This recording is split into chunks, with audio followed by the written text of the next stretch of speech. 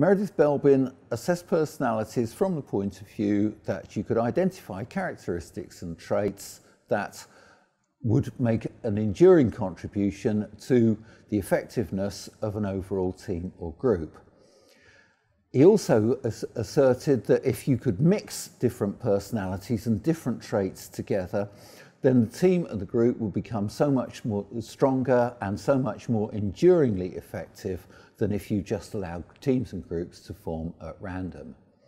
It also promoted mutual trust and understanding and respect between people who had different personality traits and expertise, and ultimately it was good for the benefit of the whole organisation if teams and groups were built in this sort of a way. It also, among the individual members of the team, raised awareness, raised an understanding of what they were truly good at, as opposed to, say, for example, what they liked to do. Belbin identified 9 team roles, and here they are. He started with the coordinator. This is the person who is the chair or the chief or the boss. Everybody has to have somebody, everything has, I should say, has to have something in or someone in charge of them, somebody who's going to take the ultimate decisions. On the other hand, they can't be expected to know everything that there is to know about a particular activity with which the team or the group is involved, and so you do need the other roles to make their contribution. The second is the plant. This is the person who is supremely creative, person who comes up with 100 ideas a day, and who is essential for making sure that any team or group thinks about things as creatively and as inventively as possible.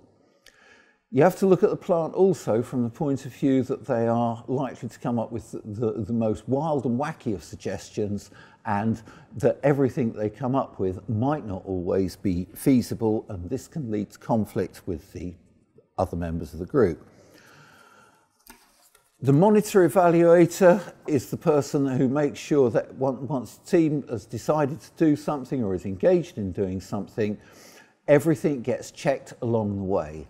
Every stage of progress gets signed off. Everything is make sure that everything is right, make sure that everything has been done to the right time and the right quality and to the satisfaction of everyone before moving things on. Again, you can see possibly where there is a potential conflict with plants. Plants who just simply wants to make sure that their idea is implemented, and the monitor evaluator saying, yeah, we've started to implement your idea and now you need to check this, or someone needs to check this before we can get on with the grand scheme of things that you had in mind. So you need to be aware that when you do put different roles together, you have the potential for conflict as well as the potential for something being greater than the sum of its parts. The resource investigator, the person who's got huge, great diary and lists of contacts and email addresses and companies that they can get in touch with at any time, it is to make sure that the rest of the team and the group is not swamped by ideas and contacts and everybody, because that too will lead to conflict. And it is also to make sure that they do indeed follow up on all the contacts that they've made if the rest of the team think that this is a good contact. The implementer is the one who is going to come around with the coordinator and say, right, we've now talked enough, now is the time for action. Among some people, some members of the group, of course, that is kind of confrontational.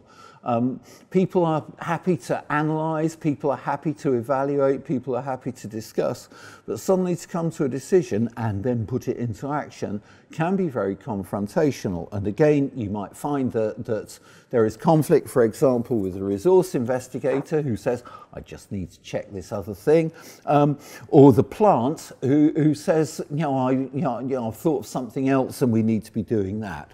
So again, it is to recognise that as well as putting different people's characteristics together for the greater good, it is to recognise that there is the potential for conflict. The team worker, the person who gets on with the list of tasks that they've been given. Given the right list of tasks, they will do them to the very best of their ability. Always to make sure that they have got enough to do, and also always to make sure that they've got enough initiative to work on their own to work under their own steam, just to make sure that they don't need to make constant reference to someone else along the lines of what should I be doing now. And with some of the more creative types, you're going to get conflict born of impatience should that happen. The shaper is the energizer of ideas. The shaper is the person who gives life to things that the plant or the resource investigator come up with. They see the possibilities, they see the practicalities, and they see what is necessary to translate things into action. The problem that you will have with a shaper is that they are impatient and that they will expect everybody else to go along at their own speed. You find that conflict, for example, between them and the monitor evaluator, the person who is checking every detail, every stage, the shaper says, "No, I know what I'm doing. You're wasting time. You're wasting daylight. Checking back on this. Trust me on this." And of course, the two roles very much operating on the same basis, but from a completely polar opposite points of view.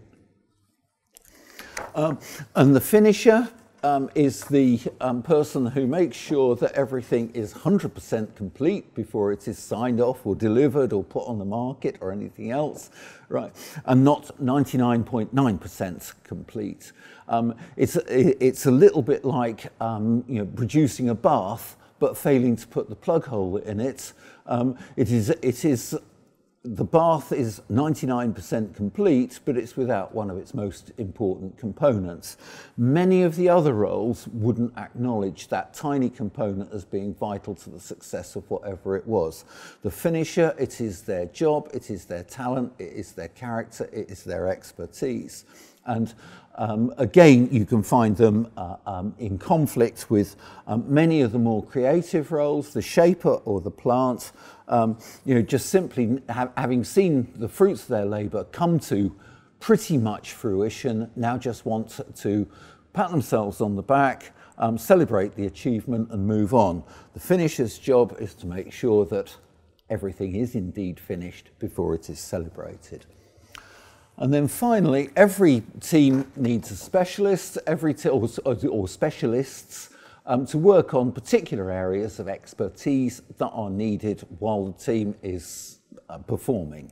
It is to make sure that they understand that their specialism is a part that contributes to the whole. It is to make sure that they understand that once their specialism has been either implemented or used, that they don't then drop out of everything else that is going on.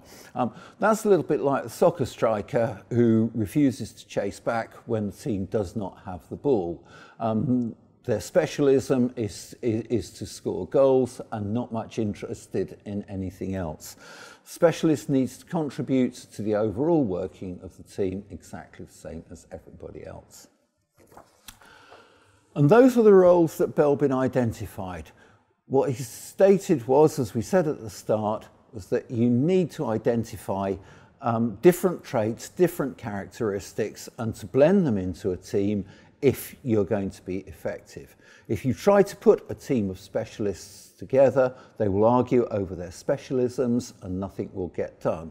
If you try just to put a team of team workers together, then you need constantly to make sure that they have got enough to be getting on with because of the lack of creativity within that trait and that characteristic. You put a team of plants together, they will come up with a billion ideas and never actually implement any of them. Belbin's reasoning was that if you could construct teams around a variety of traits and characteristics, they were much more likely to be enduringly effective for the long term.